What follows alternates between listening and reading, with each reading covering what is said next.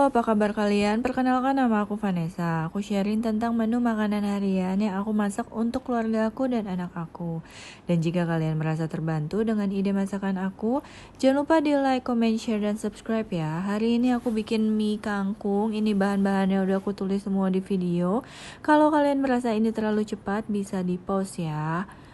Nah, ini bikinnya ini simple banget ya.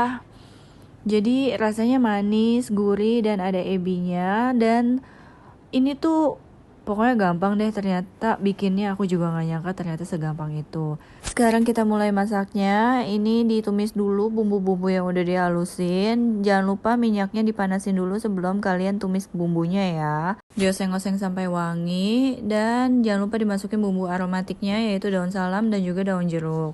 Terus ini kita oseng-oseng lagi sampai wanginya ini kecium ya.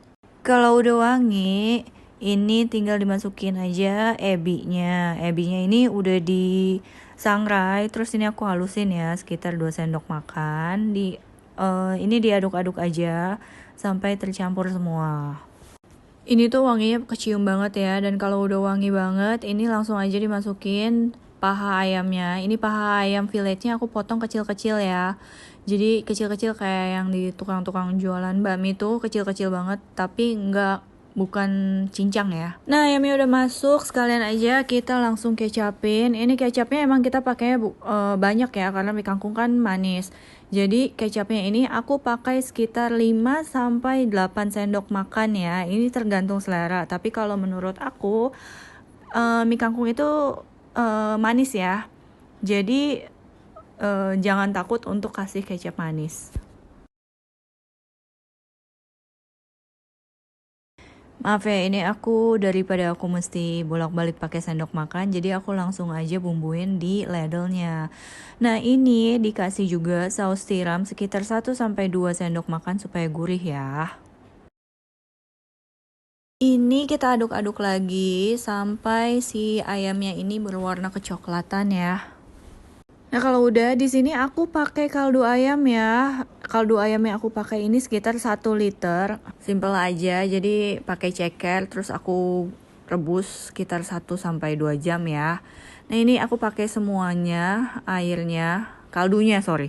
Dan kalau udah tinggal diaduk-aduk aja.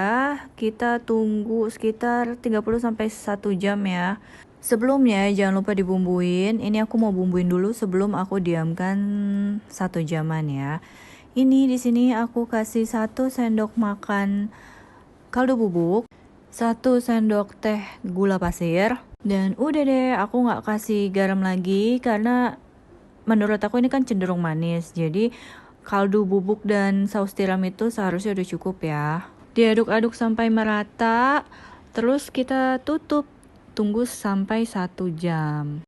Ini udah aku diamkan selama 1 jam. Tadi cekernya aku masukin juga. Aku pikir why not?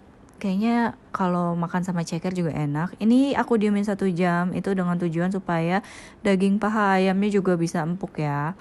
Jangan lupa diicip, sesuaikan rasa. Dan ini menurut aku masih kurang kecapnya. Jadi di sini aku tambahin lagi. Mungkin sekitar 1-2 sendok makan ya. Ini sesuai selera aja ya.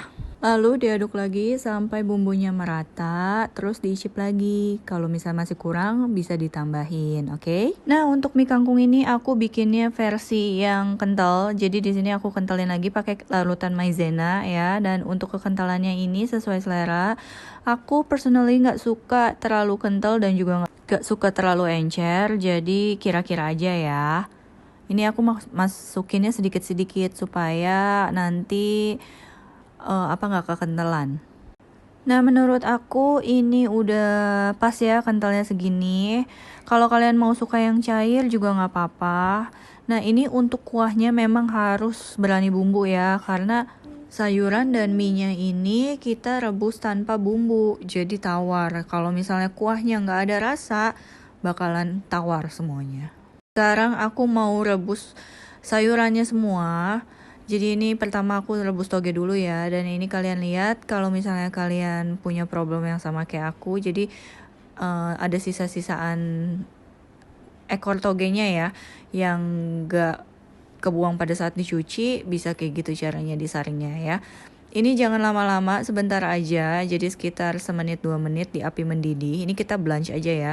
Lalu langsung aja kita rebus kangkungnya. Juga jangan lama, sekitar 2-3 menit, asal kangkungnya layu aja. Kalau udah langsung diangkat, lalu di sini kita langsung rebus mie-nya. Nah, untuk mie-nya sendiri, ini aku salah beli. Seharusnya aku beli mie Hokkien yang tebel-tebel itu, tapi ternyata aku salah beli, malah beli mie kuning yang untuk soto mie. Tapi nggak apa-apa, ternyata enak juga loh dijadiin mie kangkung ini ya. Direbus sekitar 3-5 menit ya. Pokoknya jangan sampai dia terlalu matang karena nanti bakalan hancur ya. Aku suka makan mie itu. Enak. Sekian ide menu harian dari aku. Jangan lupa di like, comment, share, dan subscribe. Jangan lupa di recook. Stay safe and healthy. Lots of love from Vanessa.